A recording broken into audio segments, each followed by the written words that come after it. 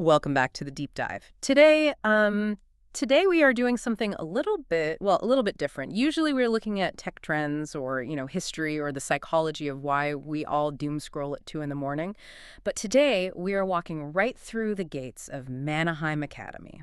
Right. And we should probably clarify right away because I know exactly what you were thinking. This is not a fictional book review. Yeah. We're not sitting here analyzing some, chosen one narrative or debating which character should have ended up with who. No, we are not doing the fan theory deep dive today. Exactly. What we actually have here is something much, much stranger.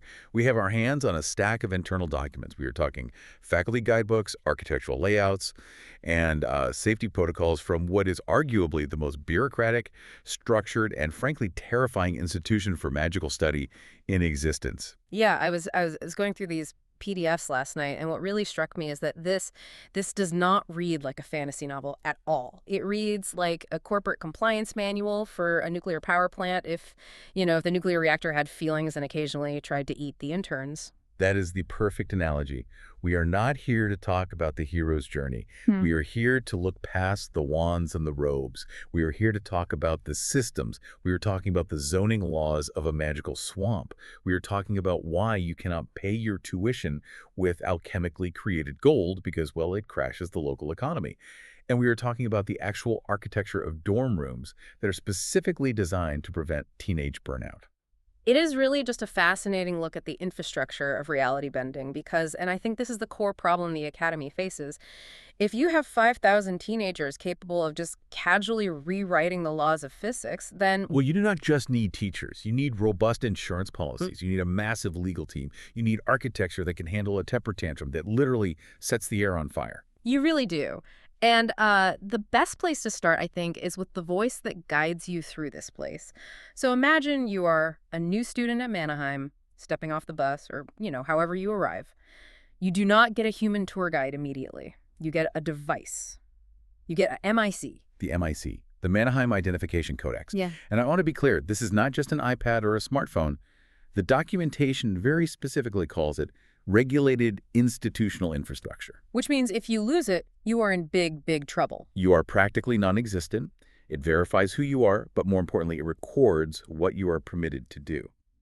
It is a digital leash, and inside that codex is a primary source voice we will be referencing a lot today, which is MAIG. Okay, wait. We actually need to pause here because the pronunciation guide in the source material is, it's aggressive about this name. It is very specific. It is spelled MAIG, but do not say MAG. Do not say Madge. Definitely not Madge. That sounds like a receptionist at a dentist's office. Right. The guide says it is pronounced mage. It rhymes with page or cage. And the reasoning they give. It is easy to say while running. Which, that gives you a visceral sense of the safety standards at the Academy right off the bat. If the name of your AI assistant is literally optimized for breathlessness and panic, you know you are in for a rough semester. And Mage is not Siri. It is not ChatGPT. It actually describes itself as an institutional construct. So it's basically an AI, but it is designed specifically not to be helpful in the way we usually think of AI. I just love the personality of this thing. If I ask Siri what the capital of France is, it tells me Paris. If a student asks a mage a straightforward question, what actually happens? May explicitly states in the handbook, I am designed to help you begin thinking. I am deliberately unsuited to helping you finish. So if you ask Egg, how do I cast a fireball? Meg would probably reply with something like, why do you feel the need to cast a fireball? Have you considered the flammability of your current environment? What represents the concept of heat to you? It is the Socratic method, but fully automated and just slightly snarky. It is an interface that answers a question with 3 more questions, which is incredibly frustrating for a student who just wants the answer to pass a test, but it is brilliant for a school. Because in magic, if you do not understand the underlying why, you blow your hand off. So we have got our snarky guide. We have got our highly restrictive ID. We walk into the main campus. And the first thing that hits you, even before you see the castles or the floating lights, is that the concept of time itself is just different. Yes, this completely threw me for a loop when I first read the scheduling documents. Mannheim operates on a fixed academic year, 4 seasons, exactly 100 days each, 400 days total. Which is significantly longer than a solar year. The math just does not work out with the actual planet's rotation. Does not. And the reasoning is fascinating. They did not just pick a nice round number out of a hat. The administration explicitly states that they fixed the calendar to 400 days to prevent chronomantic mischief. Romantic mischief. That sounds like a very polite euphemism for breaking the timeline. Exactly.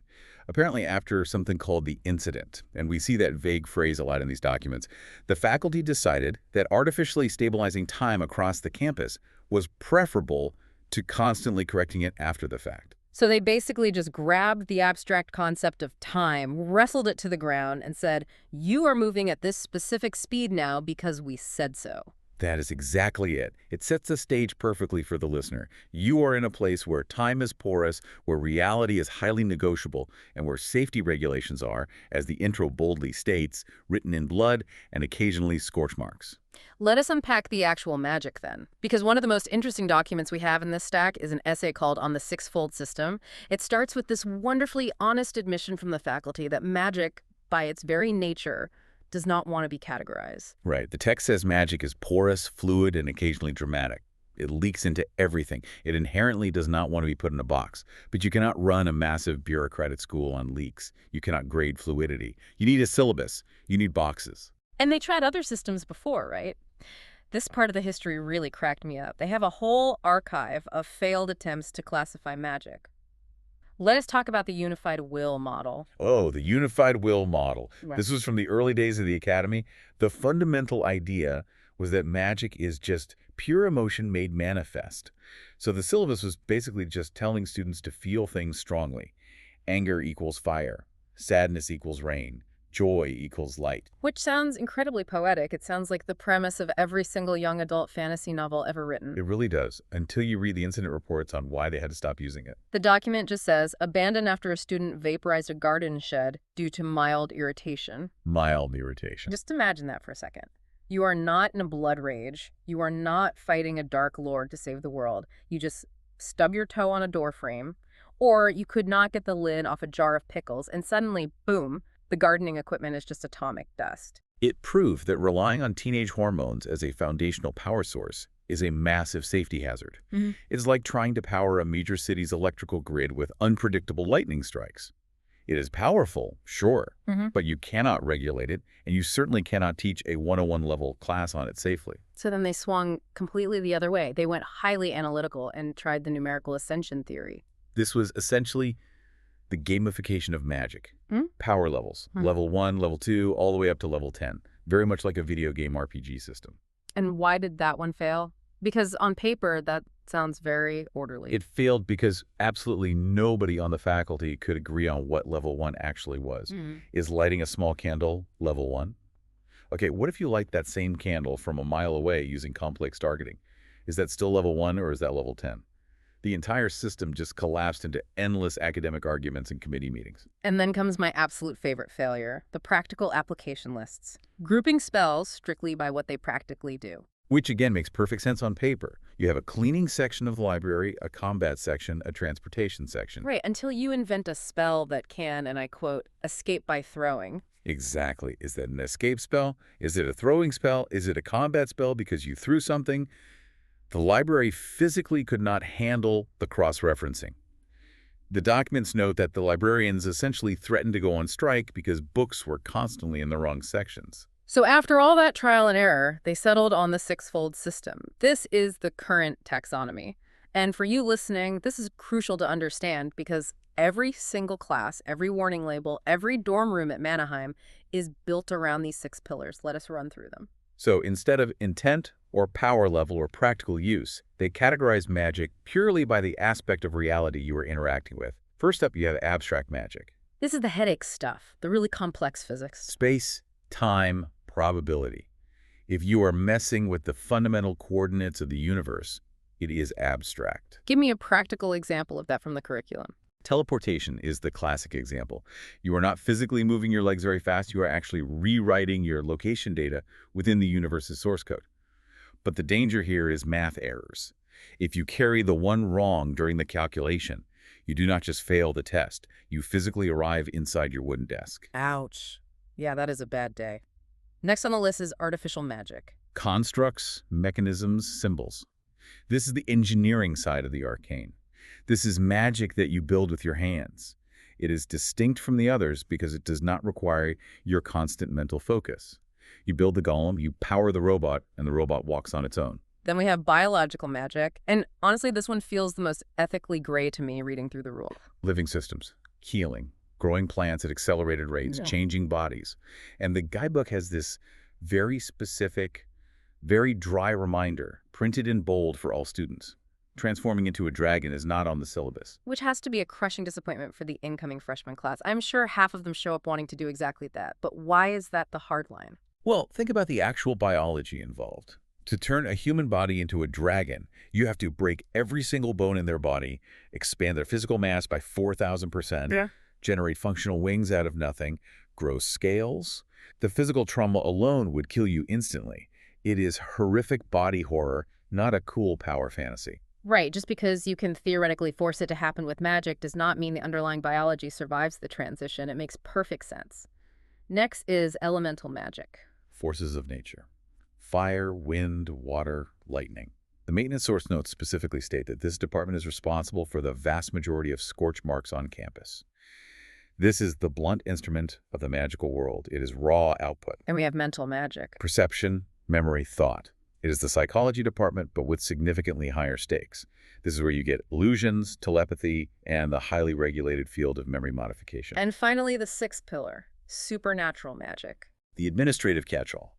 Entities, eldritch powers, divine intervention, basically things that do not fit neatly into physical laws or the other 5 boxes. If you summon a ghost or bargain with a demon, that is supernatural. And the expert insight here from Ag, which I think is just crucial for the listener to grasp, is that the Academy openly admits this system is not objective truth. It is just a map. Yeah. It is working compromise. They explicitly write it as a compromise to keep the library from collapsing under contradictory naming conventions. The universe itself does not actually care if you call a fireball elemental or abstract. The universe just burns. The librarians are the ones who care. It is an administrative tool, not a deep metaphysical law. Which leads us perfectly into the actual bureaucracy of it all. Because if there is one single thing Manaheim loves more than magic, it is paperwork. It is the business of magic. And honestly, this was my absolute favorite part of the source material. It strips away all the mystical cloaked figure mystery and replaces it with rigorous procedure. Let us talk about their legal definition of a spell. Because I think most of us listening, thanks to movies and pop culture, think a spell is just waving a wand, saying a loud Latin word, and sparkles happen. That is what they call the event model. And Manaheim rejects that entirely. They legally define a spell as a repeatable, intentional operation, producing a predictable outcome. So it is essentially like a computer program or a baking recipe. Very much so. If you just throw raw eggs and flour violently at a kitchen wall, that is an event. It is messy, it is unpredictable. If you carefully mix them and bake a cake, that is a spell. This strict definition allows them to include things like potions in the curriculum. They actually classify a potion as a stored spell state. I love that concept so much. A potion is not just glowing soup. It is a spell that you have cast and then hit pause on. You brew it, you bottle it, and it just sits there in suspended animation until someone drinks it and hits play. Exactly. And rituals are defined as distributed spells, meaning they're spread out over time and across multiple people to safely share the magical load. But the key distinction the faculty makes is between a spell and an event. If you get highly emotional and accidentally blow up that garden shed we talked about, that is an event. You cannot teach an event. You cannot safely catalog it. But if you can write it down, step by step, and reliably teach someone else to blow up the shed intentionally on a Tuesday at noon, then it is a spell. Yeah. And because it is officially a spell, it gets a notation code in the archive. like IL014-A. Right, let us break down that notation. IL simply stands for illusion, the category. 014 is just the catalog number. It is chronological, not power-based. Yeah. So spell 014 is not inherently weaker than spell 900. It just means somebody discovered and filed the paperwork for it earlier. But the letter at the very end, that is the juicy part, the applicability tier. This is what I really want to know about, because usually in games or fantasy books, you always want to unlock the level 99 spell, but here the tiers are not about raw power at all.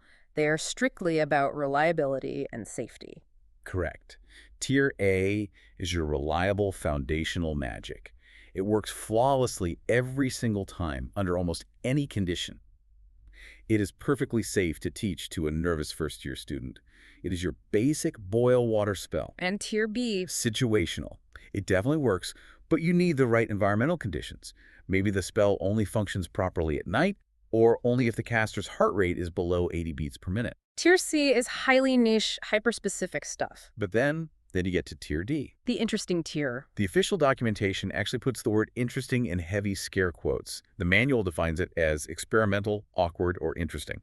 The faculty notes mention that Tier D spells are often elegant on paper, mathematically beautiful, but completely functionally useless or actively dangerous to the user's personal dignity. Give me a concrete example of a Tier D spell. Based on the logic of this world, what does that look like? Okay, imagine a complex illusion spell that renders you perfectly, flawlessly invisible. But it only works while you are screaming at the absolute top of your lungs. That is incredible. So technically, yes, you are invisible to the eye. But tactically, every single person in the room knows exactly where you are and is probably staring right at you. Or another example from the margins of the text, a spell that flawlessly summons a duck. But the required material component to cast the spell is a duck. So you have to already have a duck in your hands to get a duck. Exactly. It is a net zero duck transaction.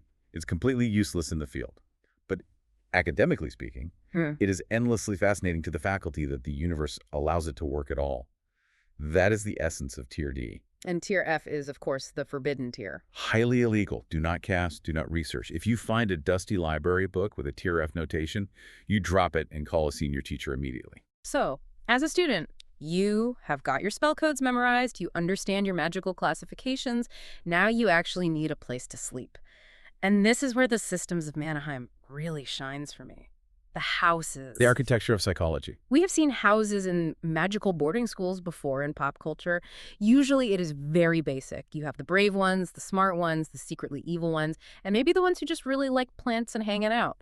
But Manaheim handles this completely differently. They do. Historically, it started based on simple geography, like which province you were from. Then briefly and apparently very regrettably, it was segregated by gender. But now it is based purely on student inclination. But the text emphasizes that the houses are not just dormitories. They are strictly built environments, scientifically designed to shape student behavior, not just house it. This is pure behavioral architecture. The school is actively trying to mold your psyche by controlling the literal room you sleep in. Let us walk through the 4 houses. First up, we have the Azure Bears. The bears, the ultimate symbol of stability. The overriding vibe I got from their source material was just heavy, like safe, but very heavy. Load-bearing students. That is the exact phrase used by the administration. These are the people who hold the group project together when everyone else is panicking. The architecture of their house is thick stone, perfect symmetry, massive reliable fireplaces. And their individual rooms are heavily soundproofed. Why is that? It is entirely to prevent empathy burnout. The core philosophy of the Azure Bears is responsibility without performance. If you are the type of person who naturally takes on everyone else's emotional burdens, you desperately need a place where you can shut a heavy oak door and completely silence the outside world. They are the students who quietly ensure the campus clocks keep time.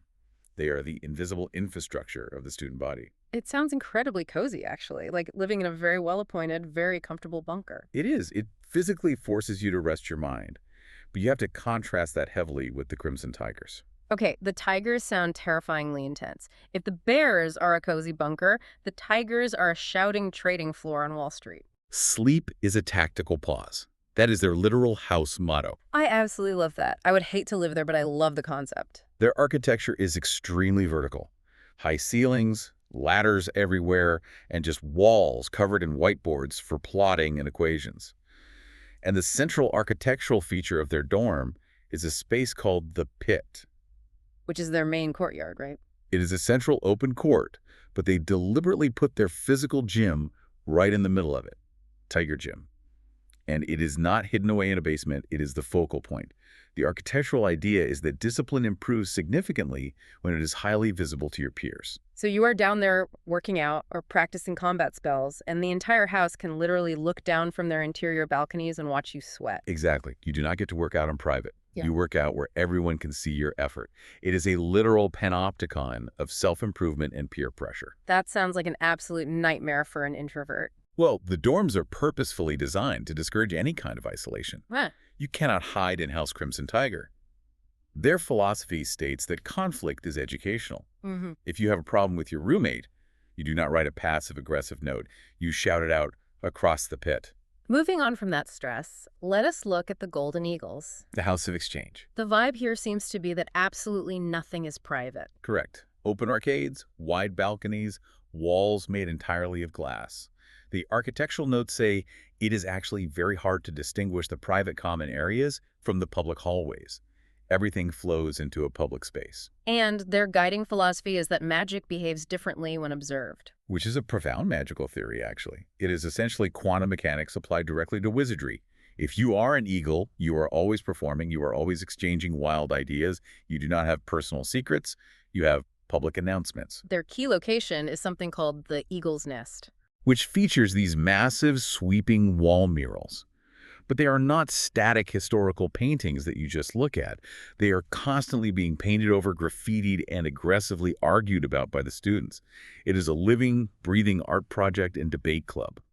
If you fundamentally disagree with the political message of a mural, you're expected to paint your visual rebuttal directly on top of it. It sounds incredibly chaotic. It is highly chaotic, but it is a very productive, creative chaos. And finally, we have the Verdant Deer. The House of Stewardship. This one feels like the most organic house, maybe a bit like a hobbit hole.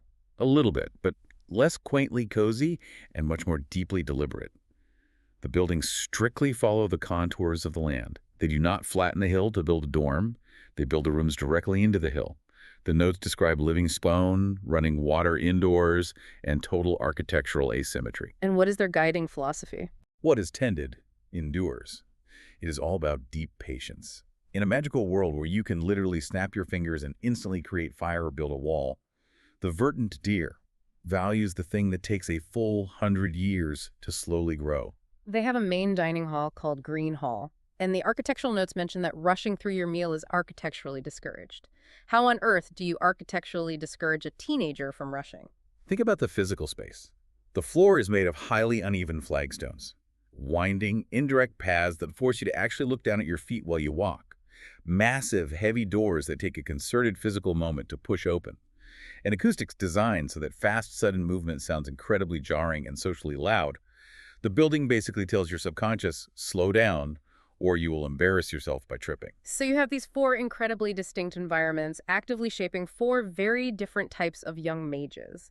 But who actually runs this chaotic place?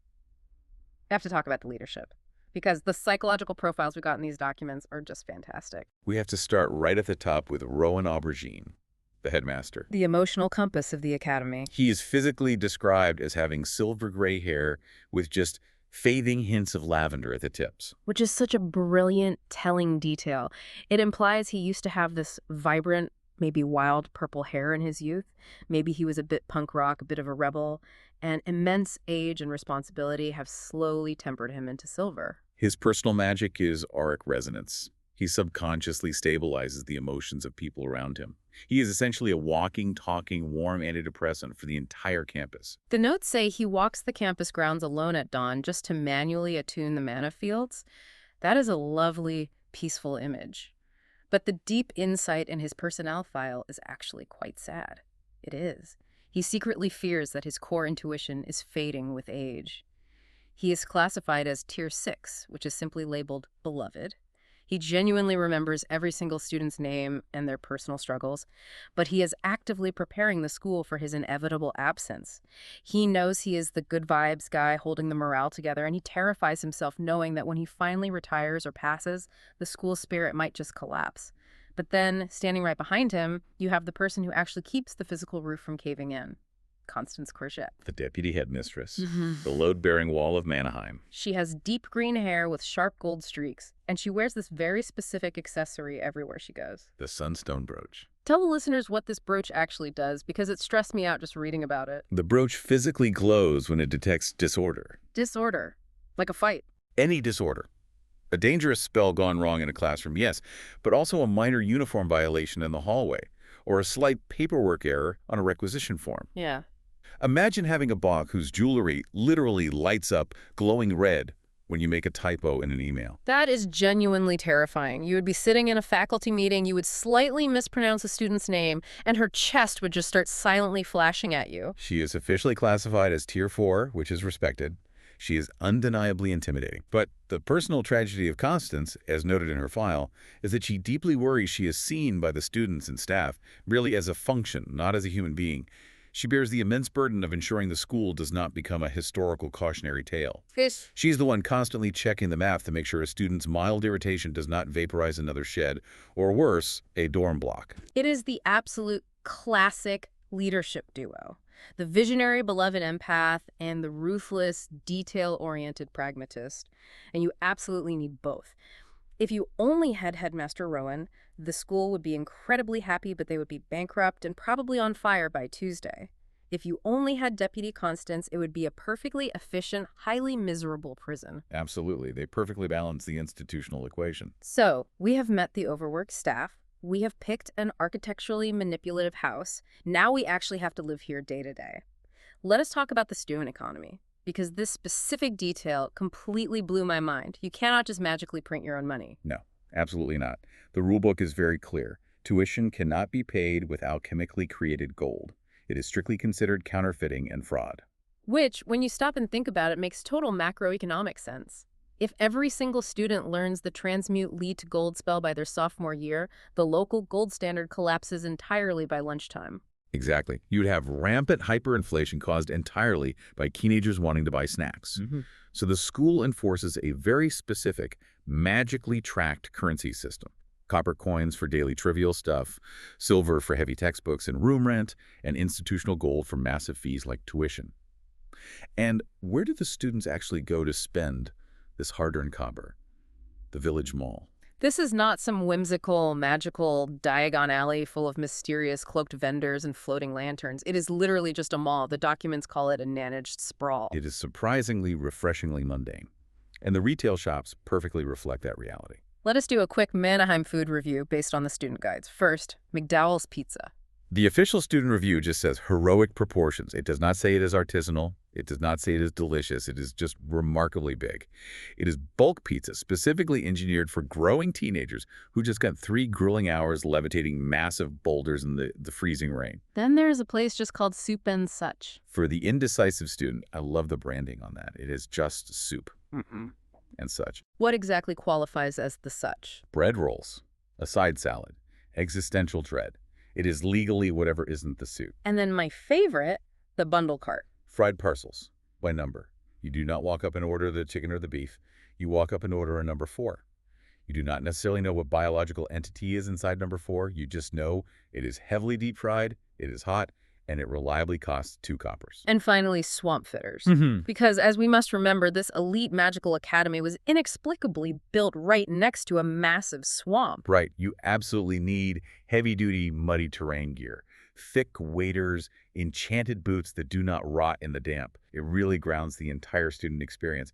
These kids are not just studying to battle Dark Lords in the sky. They are mostly just buying greasy pizza and trying to find a pair of boots that do not leak swamp water into their socks. Speaking of battling, or the sanctioned lack thereof, we have to talk about the primary school sport, Manaball. Manaball. I have to ask, is this just Quidditch with the serial numbers filed off? Not at all. It is actually mechanically a very different, very clever game. It is fundamentally a resource management simulation. How so? Break down the rules for me. The core concept is managing your personal mana pool as a finite fuel tank. In most sports games, you just play hard until the whistle blows. In Manaball, every single magical move you make costs internal energy. But here's the twist. If you execute a highly skilled, precise play, like a perfect pass through a tight gap or a flawless dodge, the arena actually replenishes a portion of your mana. If you play recklessly, if you just spray wild energy and pray it hits, you burn out your tank incredibly fast. And what exactly happens physically when you burn out your tank mid-game? You get grounded. Literally. Your personal flight spell instantly fails and you drop out of the air onto the turf. So the game itself is secretly teaching you the absolute core lesson of the entire academy, which is restraint. Exactly. Reckless plays leave you grounded. The arena they play in is heavily domed and massively warded because combining emotional teenagers and highly competitive magic is an incredibly volatile mix. But the deeply ingrained lesson is clear. Just because you have the raw power to throw the ball at 100 miles per hour does not mean you can afford the magical gas to actually do it. Now, we have talked a lot about the fun, vibrant stuff, the giant pizza, the sports, the quirky dorms. But there is a much darker, much more serious side to the campus infrastructure, we need to go below ground, the underground, or as the documents call it, the below. This is not just a dusty basement where they keep extra desks. Yeah. It is a vast, unmapped labyrinth. Transit tunnels, ancient bunkers, and a very specific corridor known simply as the Apology. I was really struck by that specific name. The documents refer to it as a corridor the Academy actively regrets creating. What do you think that even implies? To me, it implies a catastrophic architectural mistake that warped the local reality so badly they physically could not fix it or undo the spell. They just gave up and put up a warning sign. And let us read what those signs actually say down there. One of them just says, "You are not lost yet." Which is strangely comforting for a second, but then immediately terrifying. Because it implies there is a definitive threshold down there where you are officially lost and you will not even know you crossed it until it is way too late to turn back. And the other major sign at the descent, faculty retrieval beyond this point is conditional. Conditional retrieval. Just pause and really think about that phrasing. That is the scariest administrative phrase I have ever heard in my life. It basically means if you wander down there and get trapped, the faculty will pull your file, look at your current grades, look at how much complex paperwork it will take to organize a rescue mission, and they might just decide, nah, it is not worth the budget. It ruthlessly reinforces the idea to the students that knowledge has hard physical boundaries. There are places where the school's safety net just abruptly stops. The academy up top is safe, but the edges of the property are incredibly sharp. Let us head back above ground, safely above ground, to the old campus. This sector seems to be the true philosophical heart of the school. It really is. The physical layout of the old campus explicitly represents the academy's balance of institutional power. You have three main structures: Headmaster's Hall, which represents authority, the Temple of the Gods, which represents faith and restraint, and the Archive, which represents memory. And I notice the archive is not just a standard library, is it? No, the source text is very clear on this. It says it is not just books, it is a living record of mistakes. The specific section called Revisions physically grows larger every single academic year. I love the quote carved above the door. Knowledge does not make the world simple, it makes it larger. That is the core ethos of Manaheim. The more you actually learn about the mechanics of magic, the more you realize how terrifyingly little you truly understand about the universe. And surrounding all of this civilization, keeping it boxed in, is the swamp. Described perfectly by Mekai as ecology with opinions. The swamp predates the academy entirely. It is not impressed by your magical credentials or your test scores. It is just there, wet and waiting for you to slip up. It acts as the ultimate natural check on human arrogance. You can be a Tier 6 Archmage, beloved by all, but if you arrogantly step in the wrong patch of deep mud, you were just stuck in the mud like anybody else. And finally, nestled near the edge of that swamp is the graveyard. Which the text describes as a place where time is no longer an adversary. Nature is actively allowed to overtake the stone markers. It is a quiet place for perspective, reminding the ambitious students that all knowledge is cumulative. You are quite literally standing on the shoulders of the dead mages who figured out what not to do.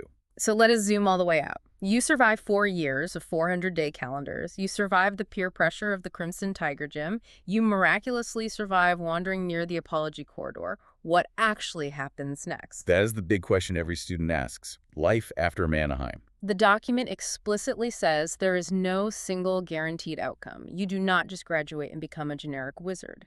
Right. The career paths are wildly varied. You might become a steward tending to magical infrastructure. You might become a public servant in the government. Or you might become part of a group they call the uncertain. The uncertain. Honestly, I feel so seen by that. That is essentially my actual job title right now. But the core philosophy the school instills is that the academy does not produce neat endings. It produces capable options. And the ultimate ethics of holding that much power really come down to this one profound sentence in the graduation manual that I think sums up this entire deep dive perfectly. The most impressive spell is often the one not cast. That is such a powerful, resonant takeaway. The ultimate lesson of spending years learning how to violently bend reality to your will is learning exactly when not to do it. It is incredibly easy to light the fire. It is incredibly hard to sit shivering in the cold because you are wise enough to know that lighting the fire right now would eventually burn down the entire forest. Restraint. Deep, considered judgment. That is what Rowan and Constance are actually teaching these kids. The magic is just the flashy tool used to teach the lesson. So as we close out this deep dive into the fascinating, terrifying systems of Manaheim Academy, we're left with a final provocative thought to chew on. We are. Yeah. We talked earlier about the sealed knowledge kept deep in the archive, the horrific mistakes of the past locked safely away. The Academy's stated role is to ensure that violent history does not repeat itself. But what happens when the carefully taught restraint of the current generation inevitably fails? The archive perfectly preserves the blueprints of those past mistakes. But are they just sitting there waiting to be made again by a slightly more clever student? Is the library truly a secure vault, or is it actually just a highly organized menu of historical disasters waiting for one arrogant, curious student to open the wrong book on a dare? It is an incredibly fragile balance. You have order on one side, pure chaos on the other, and just a handful of very tired people trying to keep the library organized in between the two. Well, on that slightly terrifying note, proceed with extreme caution out there. And definitely, maybe, stay out of the swamp.